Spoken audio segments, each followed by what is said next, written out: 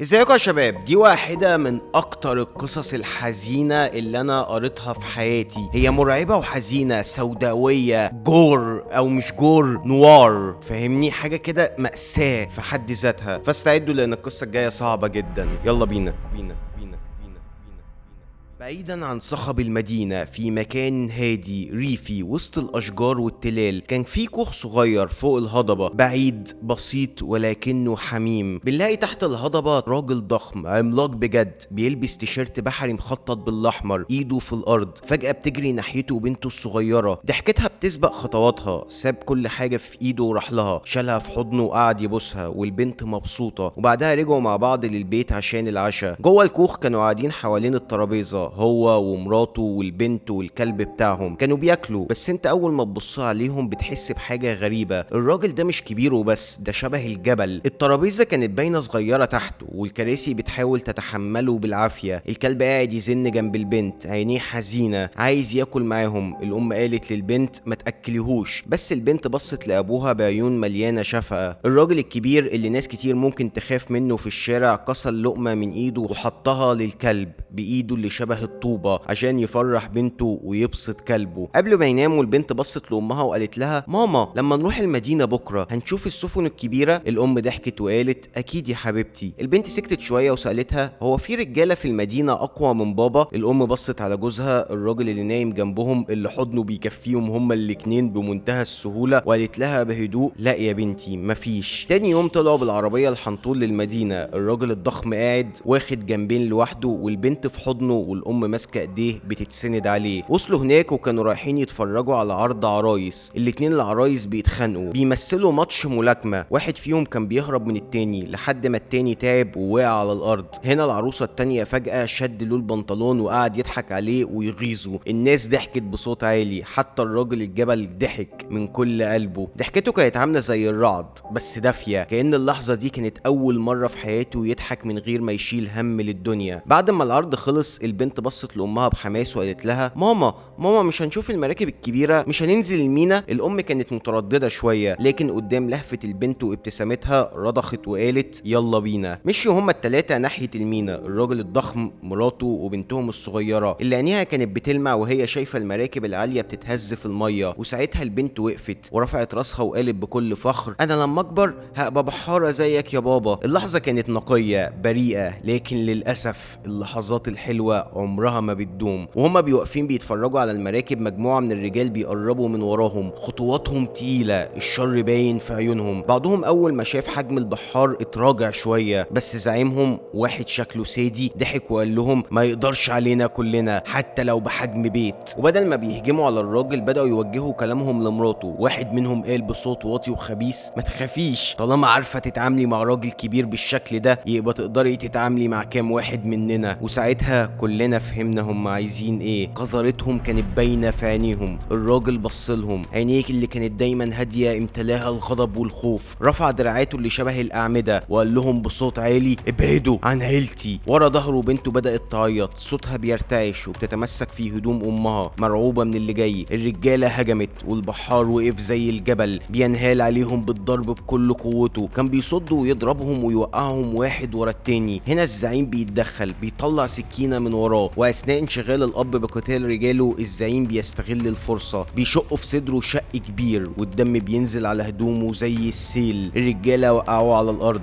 انهالوا عليه بالضرب، ومع ضحكه شيطانيه الزعيم بيقرب منه مبتسما وبيشق وشه من الجنب للجنب. جعل وش الراجل الطيب قناع رعب مشوه. الراجل العملاق وقع على الارض مهزوم مدموم، جسمه كله متبهدل من الضرب والطعنات، بس لسه عينيه بتدور على بنته ومراته، لسه بيقاوم الموت عشان يحميهم. زعيم العصابة بص لرجالته وقال بصوت بارد خدوا الست دي هناك تحت الكوبري. بعديها بيكمل والبنت الصغيرة خلصوا عليها. العملاق حاول يقاوم، رجليه كانت بترتعش، الدم بيغطي وشه وصدره. رفع راسه بالعافية وشاف واحد من الكلاب دي بيطعن بنته الصغيرة قدامه. صرخة خرجت منه ما كانتش صرخة بني آدم، كانت زي صوت جبل بينهار. وبدل ما يرحموه اللي قتل بنته جه ضربه وزقه من فوق الرصيف. العملاق مسك في طرف الخشب، عينه مليانة دموع، بيبص لمراته للمرة الأخيرة وشاف الرجالة حوالينها زي الديابة. قبل ما يقدر ينطق، ركلة تانية نزلت على وشه نزلته في المية، وآخر حاجة حس بيها كان البرد والضلمة.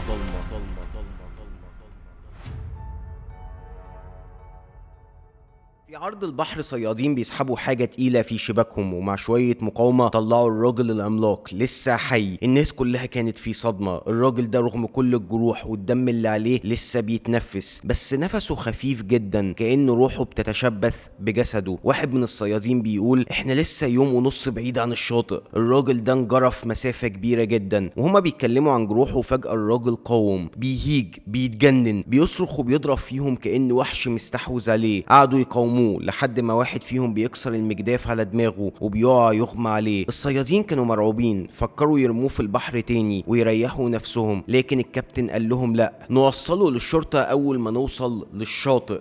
بيربطوه بسلاسل حديد في المركبة وبيخلوه نايم أو ميت، مش متأكدين. بس في نص الليل الراجل بيحلم حلم ببنته واقفة على المركب بتعيط، بتنده عليه، بتترجاه يقوم يعيش. وفجأة دم بينفجر من رقبتها قدامه وبتسقط على الأرض قتيلة. المنظر ده بيخليه يصرخ صرخة مؤلمة أكن روحه بتتحرق جوه جسمه. تاني يوم المركب بتوصل للمينا، وقبل ما يسلموا العملاق للشرطة بيظهر راجل عجوز مريب، عينه كلها فضول وابتسامته مش مريحة. بيقرب منهم وبيسألهم بدل ما تودوه للشرطة ايه رأيكم تجيبوه عندي؟ شقتي مش بعيدة، وساب في كل واحد فيهم 50 بنس مقابل العملاق. الصيادين بصوا لبعض بعد ما الراجل العجوز مشي. واحد قال هو ده مريض ولا حاجة، هيعمل بيه ايه؟ راجل تاني بيرد وماله، فلوس كتير، خلينا ننفذ كلامه. بيتفقوا بيشيلوا العملاق اللي بيتنفس بالعافية وبيطلعوا بيه على أوضة الراجل العجوز. العملاق بيستيقظ من غيبوبته، بيلاقي نفسه في مكان غريب وبهدوء مريب. بيقول الراجل العجوز للعملاق هروح اجيب شوية حاجات، استنى هنا. بيسيبه مربوط ونازف قاعد في ضلمة الأوضة. الوقت بيعدي والعملاق بيفقد الوعي تاني. لما فاق كان في صوت بيهمس في ودنه، حمدلله على السلامة. فتح عينه بصعوبة وشاف العجوز قدامه، ايده كلها دم،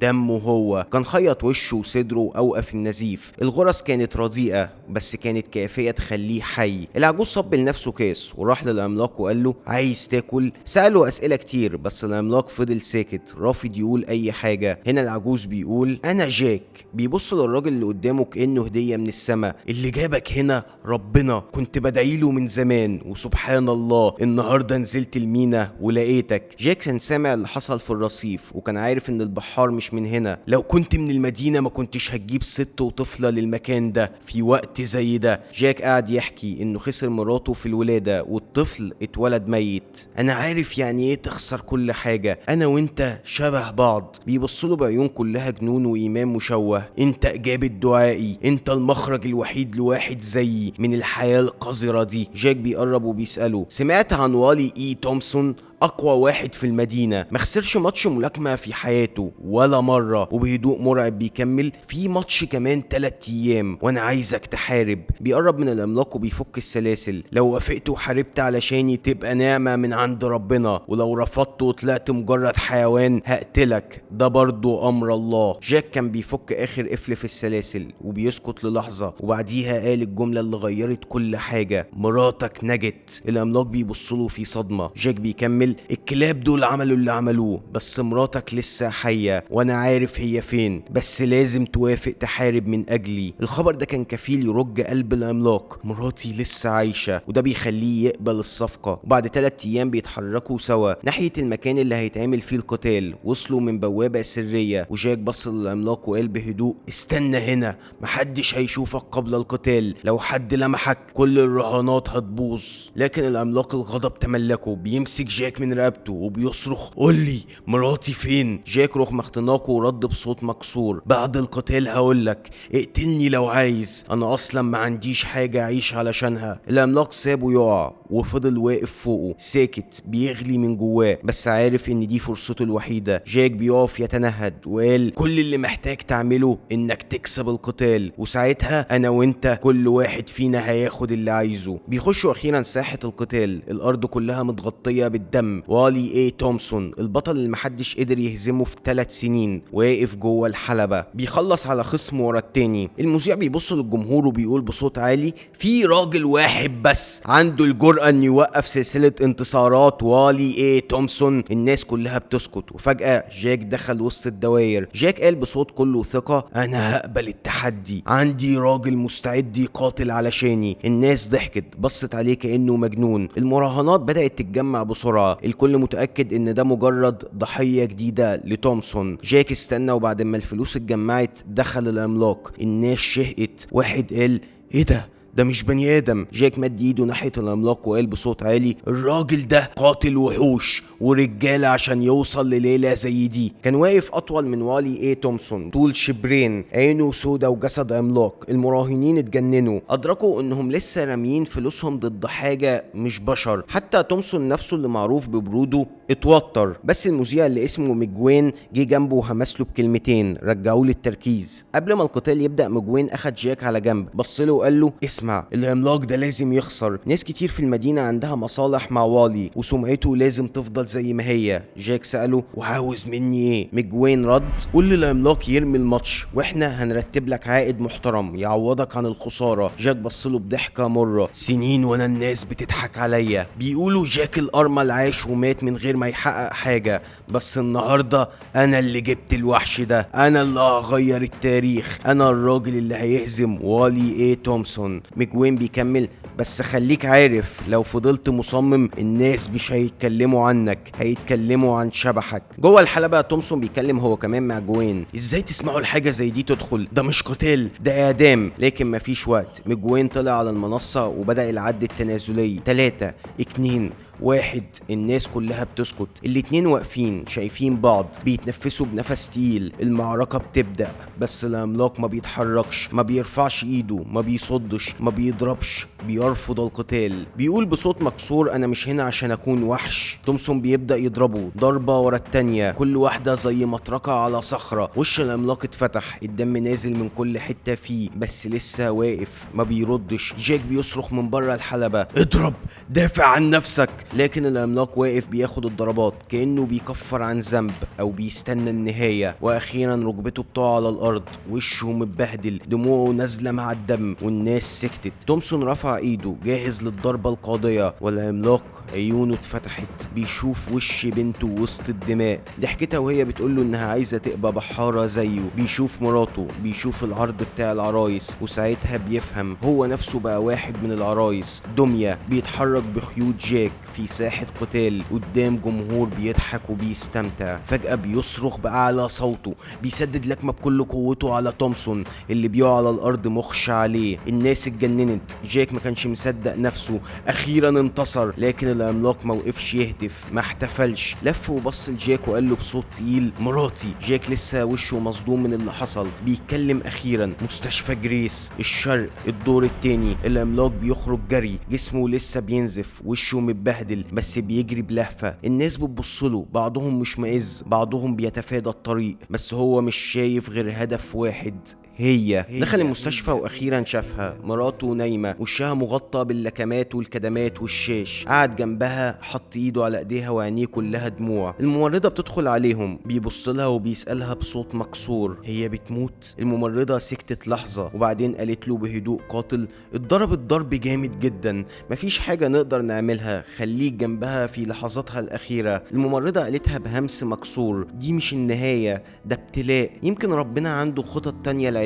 بيبص قدامه قلبه مفتور وبيقول بهدوء انا ربنا خطته ايه الواحد زيي. سكت وقعد جنبها بيبص على ملامحها اللي اتحطمت بس لسه فيها النور اللي حبه. وفي نص الليل بيصحيه صراخ، صوت بنته واضح بيخرق السكون. بيدور عليها بيلاقيها في ركن الغرفة، وشها زي الاول بس رقبتها بتنزل دم. بيبص لها بعينين مليانة وجع وبتسأله بنته في صمت ليه سبتهم يعملوا فينا كده؟ بيقعد يبكي وبيصرخ أنا آسف. بيفوق من حلمه وأخيرا بيسمع صوتها هي مراته لوسي. صحيت وحضنته وبتقوله دي مش غلطتك، ما تلومش نفسك. بيبص لها وبيقول لها وهو بيترجى استني بس شوية كمان، انا مش هعرف اقبل لوحدي في الدنيا دي. مراته بتكمل ما تقلقش هكون معاك، ارجوك رجعني البيت، عايز اموت في بيتي. العملاق بيعيط وبيقول لها حاضر استني لما تقبي احسن. لكن الحياة ما بتستناش حد، وهي في حضنه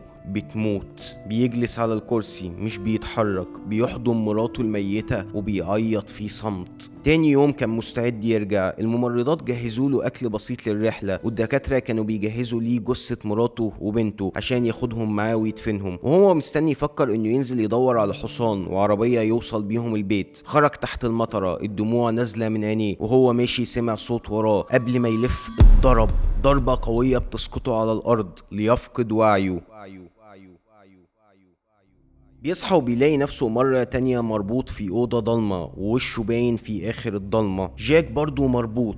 هما لسه مش فاهمين ايه اللي بيحصل. الباب بيتفتح واللي دخل والي تومسون ومعاه ميجوين. وشوشهم مش بس مليانة غضب، دي مليانة بالغل. ميجوين بيقول وهو بيقفل الباب وراهم انتوا ضيعتوا علينا سمعتنا وسرقتم فلوسنا، وفوق ده كله عايزين تمشوا كده. ميجوين بيقرب للعملاق وبيقول له بص مراتك وبنتك خلاص خلصوا، يعني انت بقيت ولا حاجة، بس انا ممكن اديك دور جديد تبقى بطلي، نجمي الجديد، وحش الحلبة. نبدأ من جديد وانت تقبل العرض اللي الناس كلها جاية تتفرج عليه. العملاق بيبصله بهدوء مرعب وبيقول له كلكم عايزين دم، عايزين تتفرجوا على حد بيتكسر، بس انا شفت دم كفاية، سيبوني في حالي. ميجوين بيتجنن وبيصرخ وبيقول احنا خسرنا كل حاجة بسببك، فاكر ان هنسيبك تمشي؟ انت فاكر نفسك مين؟ العملاق بيرد بنفس الهدوء طول حياتي الناس كانت بتبصلي كأني وحش، بس لما كنت معاهم مع مراتي وبنتي كنت أب، كنت زوج، ودلوقتي خلاص اربطوني اضربوني، انا عارف انا مين، انا راجل مكسور ما عنديش اي حاجة قاتل علشانها. ميجوين بيبصله وقال له كنت خايف تقول كده. وفجأة بيطلع سكينة وبيغرزها في بطن العملاق، الدم بيسيل على الارض. ميجوين ما بيوقفش، بيلف ناحية جاك وبيطعنه هو كمان. وقبل ما بيخرج بيبصلهم هما الاتنين وبيقول لهم انتوا تستاهلوا بعض. جاك بيبدأ ينهار، بيشوف الدم طالع من صدره، بيبدأ بيحس بالرعب لما بيدرك نهايته. العملاق بيقرب منه وبيقول له في هدوء هتبقى كويس، كل حاجة هتبقى كويسة. جاك بيعيط مش بيصرخ لكن بيبكي زي الأطفال. أنا آسف على كل حاجة، سامحني أرجوك سامحني. العملاق بيبصله بعيون مليانة صدق، أنا سامحتك. جاك لسه حاسس بالرعب، خايف من الموت. العملاق بيحاول يهون عليه، بيهديه، بيقوله قولي مراتك قابلتها ازاي؟ جاك بيبتسم في وسط الدموع وبيرد كانت اخت صاحبتي، كنا بنلعب سوا واحنا صغيرين، وهي كانت النور في حتة ضلمة من حياتي. وسط الدموع وجاك بيحكي عن مراته وقال اسمها لوسي. العملاق سكت، ابتسم ابتسامة حزينة جدا كأن السكينة دخلت قلبه من غير ما تجرحه، وقال هي كمان كانت لوسي الوحيدة اللي عمري ما حسيت وانا جنبها اني غريب. ما كناش محتاجين حاجة، ولا فلوس ولا بيت كبير، كنا احنا الاتنين كفاية. لوسي كانت اجمل حاجة في حياتي، ما بصتليش زي الباقي، ما شافتنيش كوحش. بيبص للجانب الاخر بيلاقي جاك سكت، عيونه مفتوحة بس مفيش نفس. الراجل اللي استغله مات بين ايديه بعد ما اخد غفران ممكن ما يستحقوش، بعد ما العملاق سامحه. لكن العملاق مرجعش يبكي لانه فجأة شاف حاجة غريبة. كلب صغير بيشبه كلب بنته ظهر من اللاشيء، بيقرب منه، بيلحس دموعه. اللحظة دي زي ما تكون شريط كامل من الذكريات بيمر عليه. ضحكت بنته، عشا صغير على ترابيزة مكسورة، زوجته بتدفيه بكلمة، عيلة محدش شافها غيره بس كانت عالم كامل. كل ده والكلب لسه بيلحس وشه في هدوء لغاية ما بيلفظ العملاق أنفاسه الأخيرة وبيموت في سلام في مكان مظلم وحيد دون رفيق ولا حبيب. وتنتهي قصتنا على كده يا اخوانا. قولي رايك في الكومنتات، وكالعاده ما تنساش تعمل لايك، اعمل سبسكرايب، اعمل لي فولو سريع على الانستا لو حبيت الفيديو حابب المحتوى، وبيس.